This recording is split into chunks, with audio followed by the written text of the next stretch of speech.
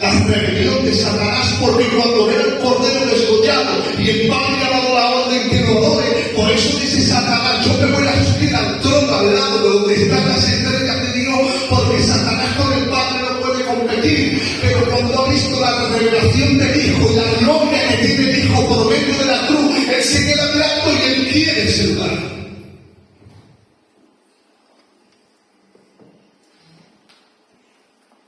Seguimos. Amén. Bien. Hasta ahí vamos. Eso se llama corporeidad. Digo, corporeidad del verbo. Léeme el versículo. Dios, que muchas veces y de muchas maneras habló a nuestro Padre en otra época, por medio de los profetas, Dios habla. ¿Y qué habla cuando Dios habla? No, hijo.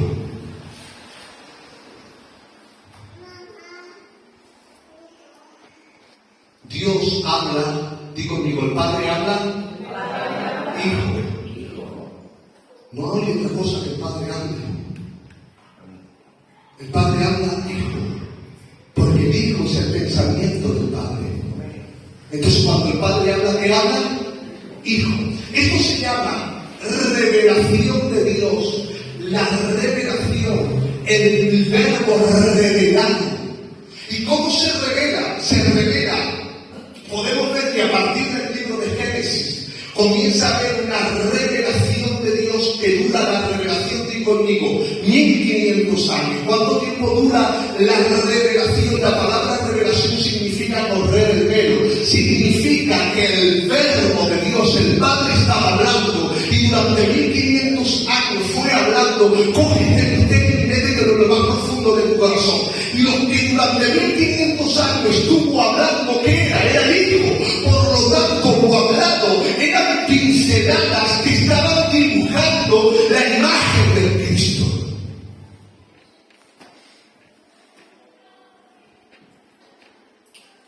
Los cristianos que saltan y lloran. Es decir, durante 1500 años el Padre está dibujando el retrato del Hijo. ¿Y cómo son los medios? Profetas que son inspirados por Dios. No como los profetas de hoy no son inspirados por Dios. Los profetas aquellos eran inerrantes. Por eso si profetizaban no se cumplían las escrituras, lo apedreaban, porque lo que soltaban era loco, era palabra de Dios. Por medio de sueños, por medio de tipos, por medio de historia, por medio de personajes, Dios iba trayendo y estaba dibujando la imagen de Cristo. Hay 39 libros que revelan a Cristo. ¿Eso cómo se llama? Cristo se llama verbo, revelación, hecho escritura, loco hecho escritura. Es decir, ahora el verbo de Dios que había tomado corporeidad se hace como una naturaleza. Aquí conmigo, el verbo se hace escritura. ¿Cuál es el primer cuerpo que toma el verbo?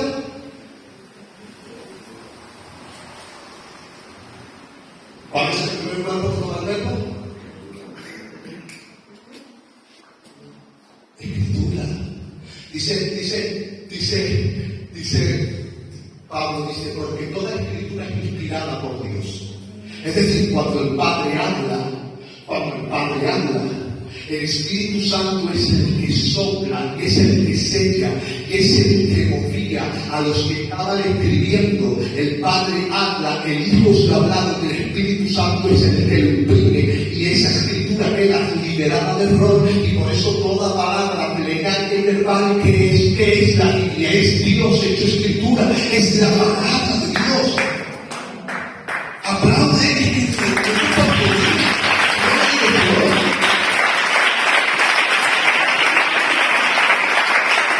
¿cuál es la primera naturaleza que toma Jesús? ¿Me quieres acompañar a un segundo recorrido? ¿De qué trata Génesis? ¿De la creación? No. Bueno,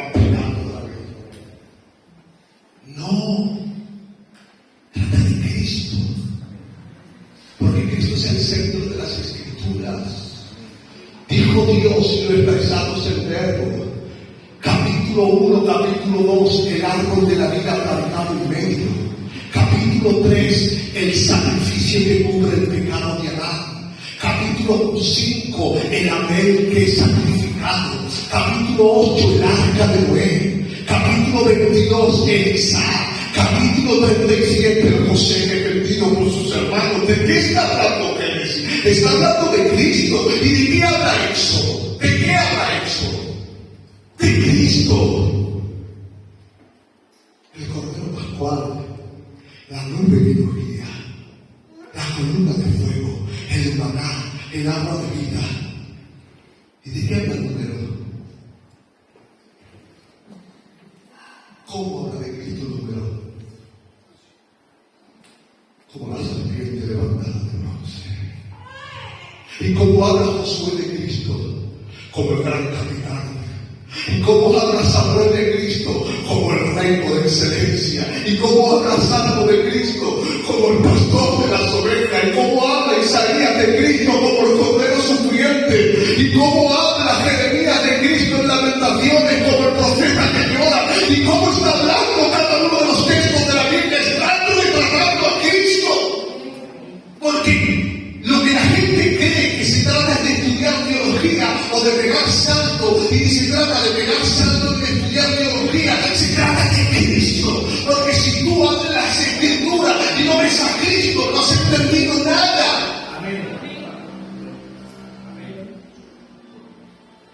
Segunda naturaleza que toma el verbo, ¿cuál fue?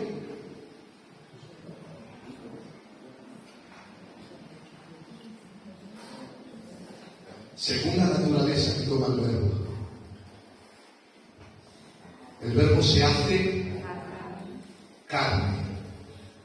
Eso se llama unión hipostática, porque es una unión en la hipóstasis. Hipóstasis es la palabra que significa esencia, donde la persona y la esencia de la persona del verbo se toma una naturaleza, y en el verbo hay una sola persona con dos naturalezas comunicables, indisolubles, donde Jesús perfectamente es, completamente es Dios y es hombre porque tiene la naturaleza humana. Entonces ahora dice la Sagrada Escritura, dice Juan cuando está escribiendo, en el principio era el verbo, pero en el verso 10 dice el texto que habitó entre nosotros. La palabra original es que hizo tabernáculo, tabernaculeó entre nosotros, es decir, de la misma manera que Israel tenía un tabernáculo que estaba cubierto de piel de tejón, pero que por dentro era de oro y que estaba la gloria de Dios. Juan dice, nosotros vimos al verbo, lo vimos cubierto de una naturaleza humana, pero era Dios, estaba el Cordero de Dios, afuera de fuerte velado, que era el Cristo, el Hijo de Dios viviente. Amén.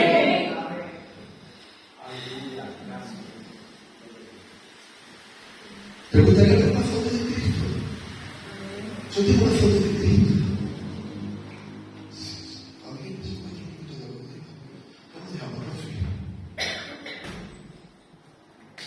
¿Te gustaría ver una foto de Cristo? Nunca la has visto. La foto de Cristo la has visto. ¿Cuántos sí la han visto la foto de Cristo? La ve todavía.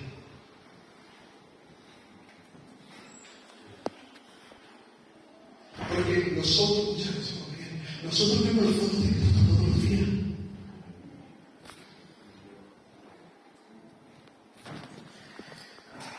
Y ve tu alma, estoy viendo. Yo veo todos los días la foto de Cristo. ¿Cuánto la veo? ¿La veo? ¿Cómo es? Hoy está mirando. Hoy está viendo las fotos de Cristo.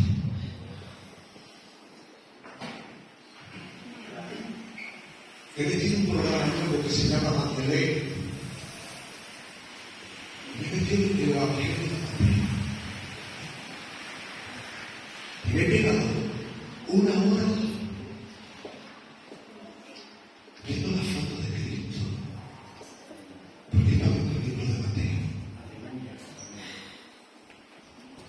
Mira que está bonito.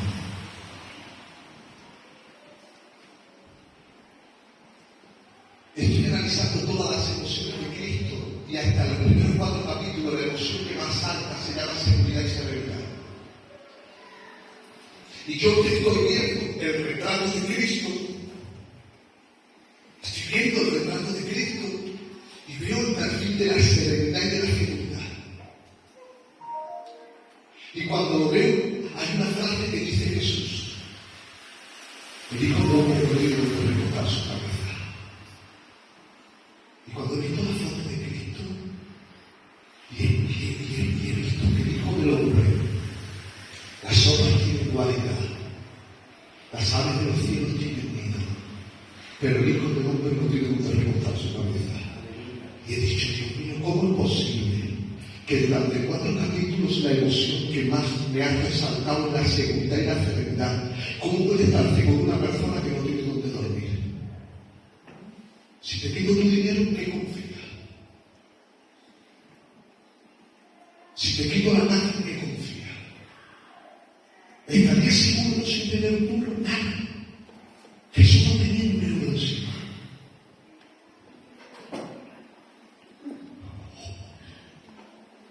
Ni un euro encima. Pero es capaz de tocar al leproso y sanarlo. No le da miedo a los leprosos. Es capaz de ponerse frente a un centurión y en ese liquidado también.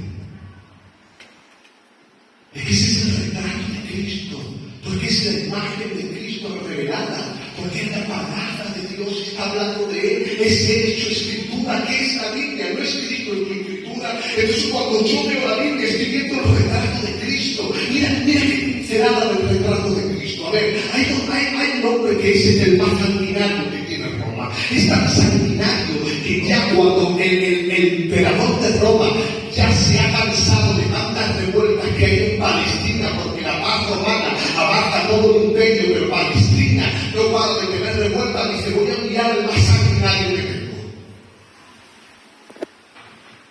Si todo el imperio está bajo el control de Roma y está la paz romana, el más sanguinario que tengo lo voy a mandar para que acaben con la revuelta. Y mandan a Poncio Pilato. El retrato de Cristo. Jesús se presenta ante Poncio Pilato y lleva desde las 11 de la noche aproximadamente hasta las 6 de la mañana pegando golpes.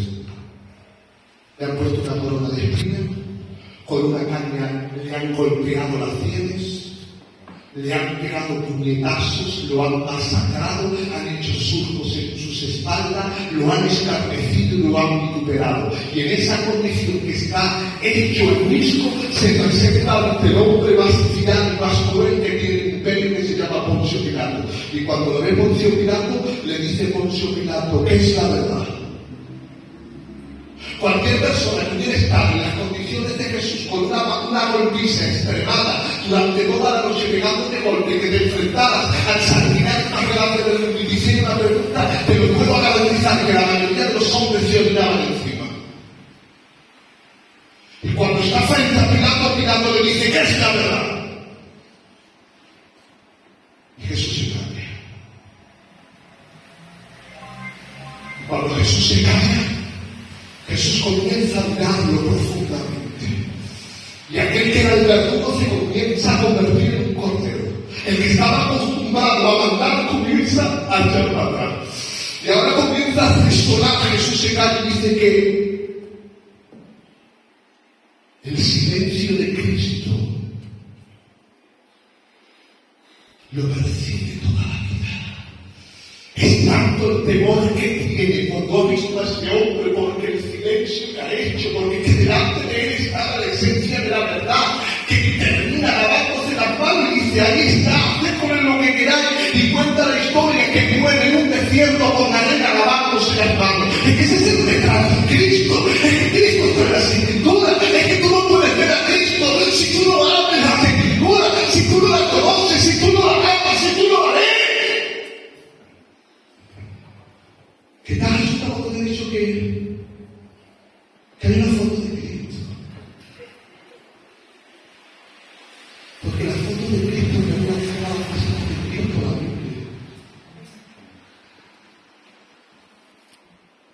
¿Qué le pasó a Nicodemo?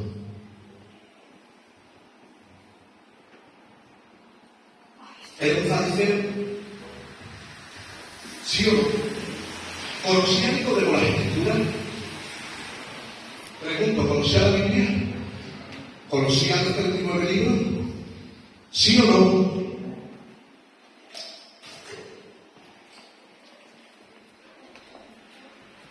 Conocía la letra.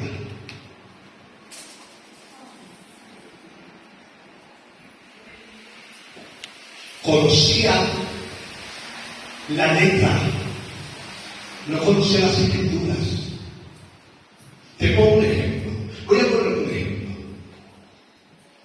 Hace 5 días atrás, una semana atrás, yo llego a Málaga. Alquilo un coche. Cuando alquilo el coche, llamo al Señor. Mire, ¿cómo hago yo para coger el coche? Dice, no te preocupes. Tú no te vayas a preocupar. Me mandas una foto tuya por WhatsApp, que yo se la voy a dar a mi compañero, y mi compañero va a tener un cartel. Cuando yo salgo del aeropuerto, el hombre que me venía a buscar, ¿me conocía o no me conocía? ¿Me conocía o no me conocía? Sí. ¿Tenía mi foto? Y como tenía mi foto, cuando llega me dice, hombre, encantado, José, allá en su coche. ¿Por qué me conocía? La foto. Jesús se presenta ante Nicodemo. Y a Nicodemo le pasa como a la maravilla, como a la mayoría de ustedes. Llevaba toda la vida en el culto, pero cuando se presenta el verbo hecho carne, se pone a discutir con él de la Biblia. ¿Por qué? Porque no había visto las fotos.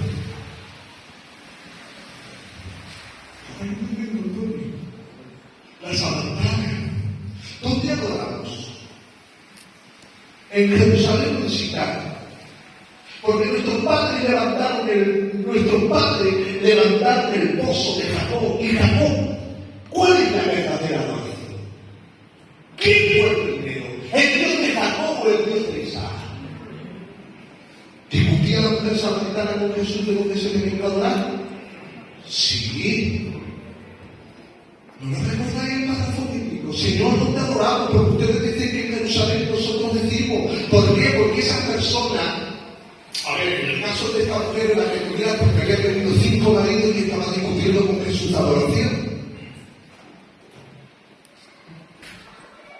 Porque las personas que no han visto a Cristo en las Escrituras terminan convirtiéndose en el menos teólogo de personas que solamente traen fórmula, de personas que no pueden ver, que no han visto el retrato. Por eso, cuando realmente la palabra de Dios, ¿por qué la palabra de Dios impacta tan profundamente en Esteban? Mirad el capítulo 7, 8, mirad el capítulo 6 y 7 de Hechos. ¿Por qué Esteban realmente es capaz de morir apedreado? Porque Esteban es la primera apología que hace, donde coge desde Moisés hasta Jesucristo y comienza a decir Jesucristo Dios y comienza a dar perfiles de la foto, comienza a retratar a Cristo, comienza a ministrar a Cristo. ¿Por qué? Porque la Escritura revelan a Cristo, es la palabra de Cristo hecha carne. Y ahora, donde viene lo más importante, quiero, escucha esto, con esto voy a ir terminando.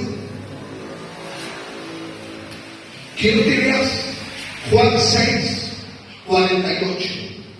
Y alguien que prepara el 55. Antes, gracias. ¿Qué dice el texto? ¿Quién es el pan de vida? La foto de Dios. Hebreos. ¿Quién es la imagen del Padre? ¿Quién es la imagen del Espíritu? ¿Quién es la imagen de Dios? ¿Quién es la imagen de Dios? ¿Quién es? Cristo es la imagen.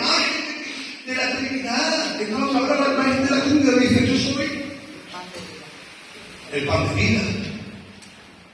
Lee el versículo 56.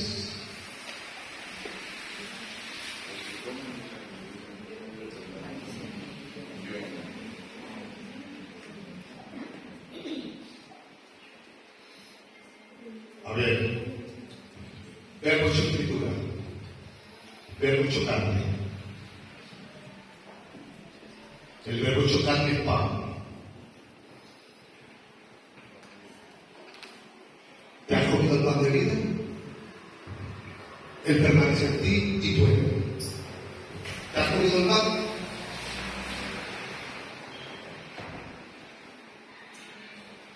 Si tú no te has comido el pan, es mentira, tú no estás en Cristo y Cristo está en ti.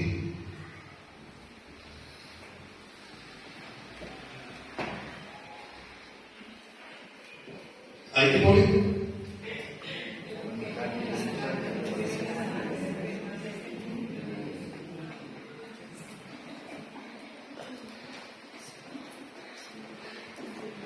¿Sabéis cuál es la tercera naturaleza o el tercer cuerpo que ha tomado Cristo? El primero, digo conmigo, escritura. Segundo, humana. Tercera,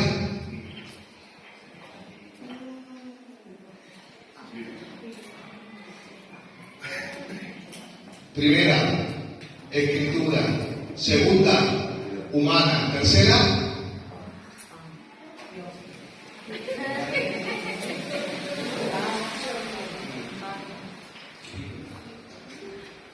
iglesia.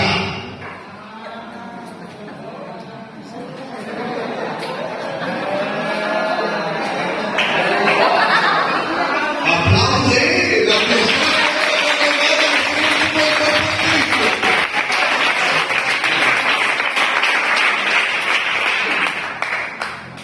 no somos el cuerpo de Cristo. No somos el cuerpo de Cristo.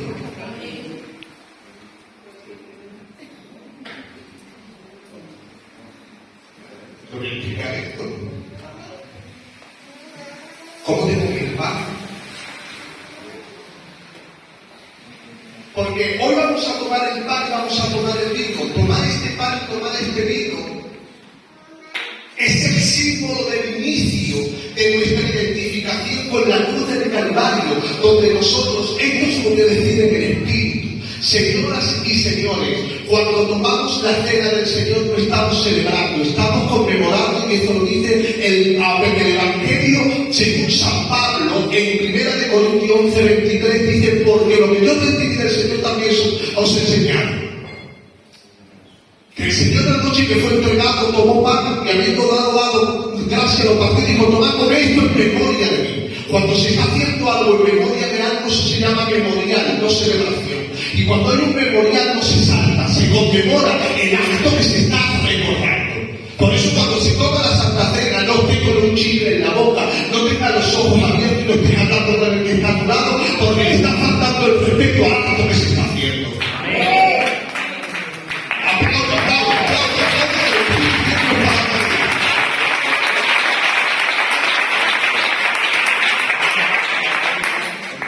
Jesús dijo, haced esto en memoria de mí, es la memoria de la muerte de Cristo. Ahora bien, Jesús dice, y esto lo expliqué ayer en Santa María del Mar, Jesús dice, yo soy el pan, y el que me come, yo permanezco en él y él permanece en mí, y ¿cómo me como el pan?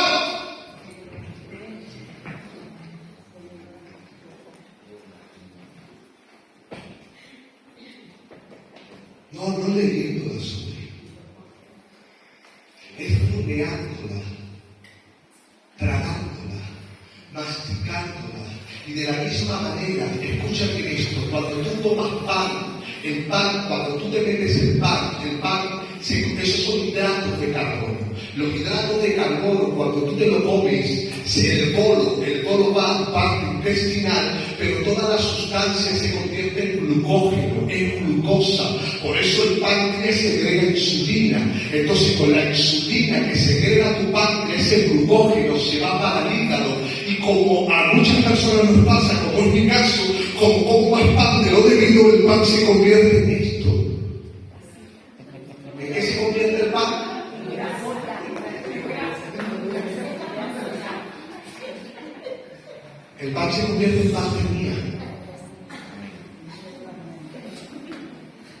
¿Dónde está el pan? ¿Estás conmigo? Porque hay un proceso metabólico que hace que el pan se convierta en algo tuyo. Hay un proceso metabólico, masticas, tragas, haces carne, azotras, proceso, ¿y qué se convierte el pan? En algo tuyo.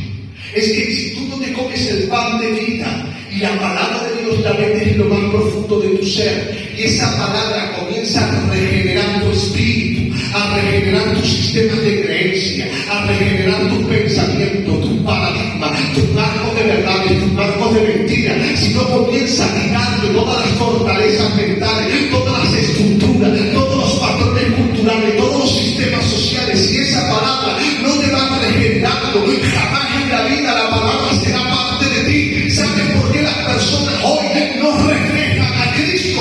Porque no nos comemos a Cristo, porque los apóstoles llegaron a identificarse tanto con Cristo que ellos dieron su vida por Cristo. Mira, voy a terminar con el verso que te da de 2 de Corintios 3:2.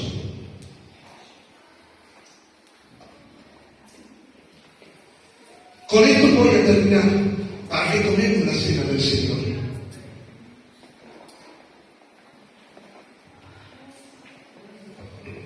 Dice el apóstol Pablo: vosotros sois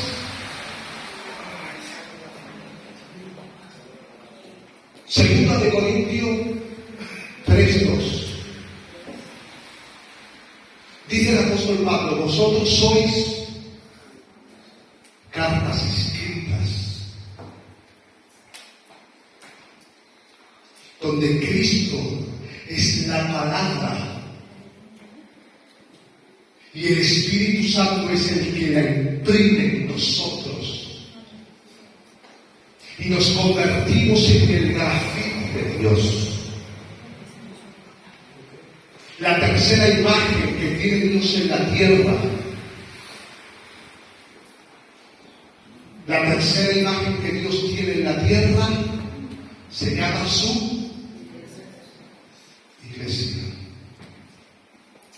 Y termino con la frase que ha dicho el pastor: Satanás odia a Israel.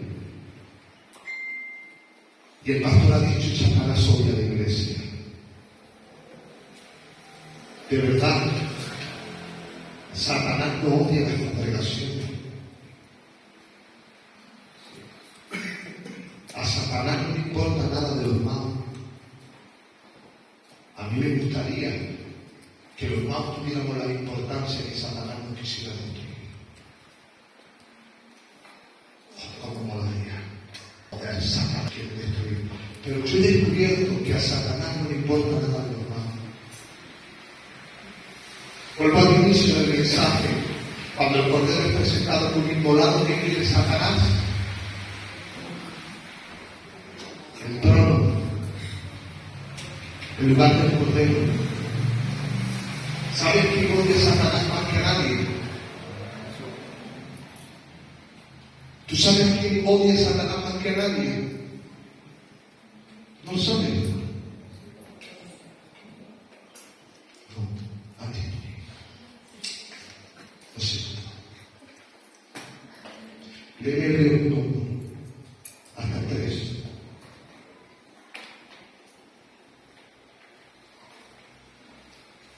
Dios, que muchas veces y de varias maneras habló a nuestros antepasados en nuestra época por medio de los profetas, en estos días finales nos ha hablado por medio de su Hijo. Sí. A esto lo designó, heredero de todo. A esto lo designó, dilo de la frase.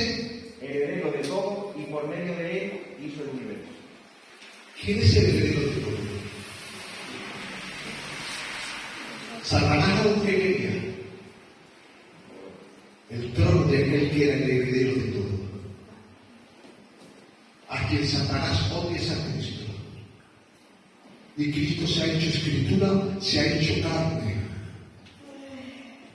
Y ha impreso su imagen,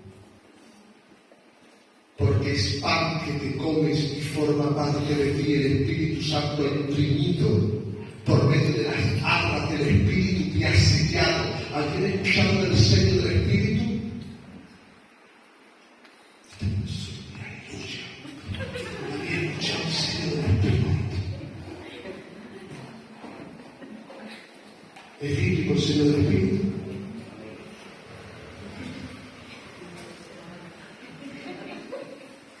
sellados con el Espíritu, Sonia. Fuimos sellados con el Espíritu. Sí que tú estás llorando delante de Dios 40 años, no sabemos que fuimos sellados. Y cuando fuimos sellados, la imagen. ¿Cuántos de aquí han visto un sello? ¿Habéis visto alguna vez un sello? ¿Habéis visto un sello? ¿El sello qué implica? ¿Qué implica el sello?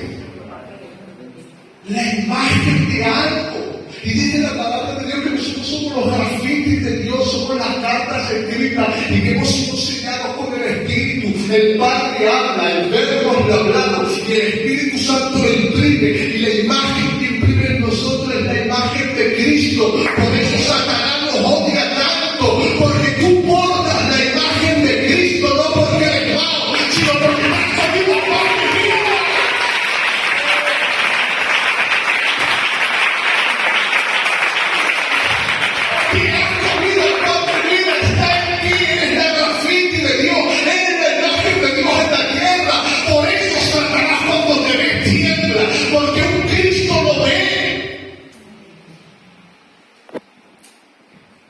¿A cuántos cristianos ven?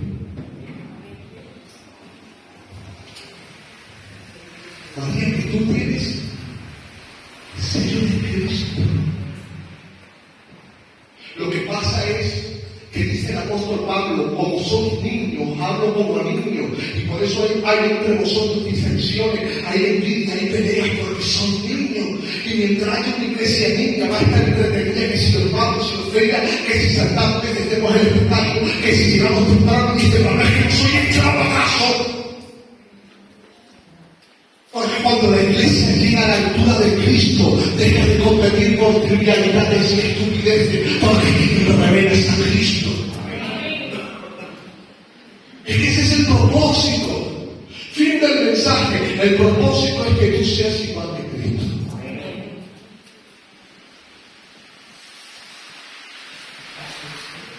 ¿Y cómo andó Cristo? Anunciando las buenas nuevas, echando fuera demonios, estableciendo el reino de Dios. Ese es el propósito de la iglesia. Echar fuera demonios, anunciar las buenas nuevas y traer el reino de Dios a la tierra. Por eso es por esto que en este tiempo realmente la iglesia tiene que volver a ser, la iglesia tiene que volver a mostrarse a Cristo. Si vieron la música, quiero que se compartan con la cena del Señor.